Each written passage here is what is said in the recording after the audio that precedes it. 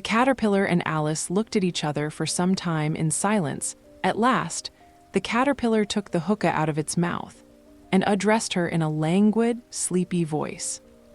"Who are you?" said the caterpillar. This was not an encouraging opening for a conversation. Alice replied, rather shyly, I hardly know, sir.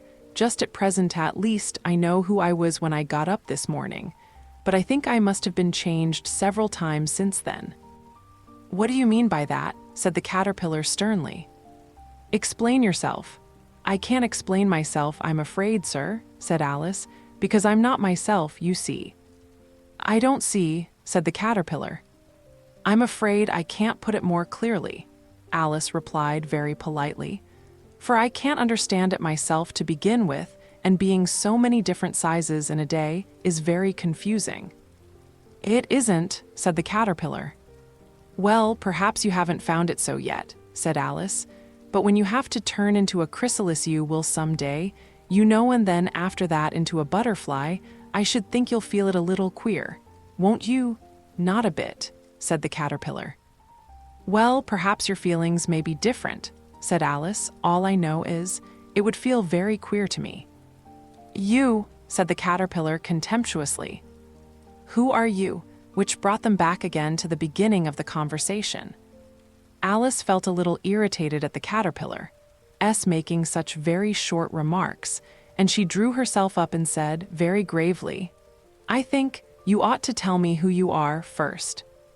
"Why?" said the caterpillar. Here was another puzzling question, and as Alice could not think of any good reason, and as the caterpillar seemed to be in a very unpleasant state of mind, she turned away. "Come back," the caterpillar called after her. "I've something important to say." This sounded promising. Certainly Alice turned and came back again. "Keep your temper," said the caterpillar. "Is that all?" said Alice, swallowing down her anger as well as she could. "No," said the caterpillar.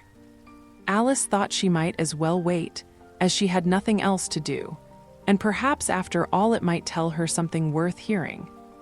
For some minutes it puffed away without speaking, but at last it unfolded its arms, took the hookah out of its mouth again, and said, "So you think you're changed, do you?" "I'm afraid I am, sir," said Alice. "I can't remember things as I use it, and I don't keep the same size for 10 minutes together." "Can't remember what things?" said the caterpillar. "Well, I've tried to say, 'How doth the little busy bee?'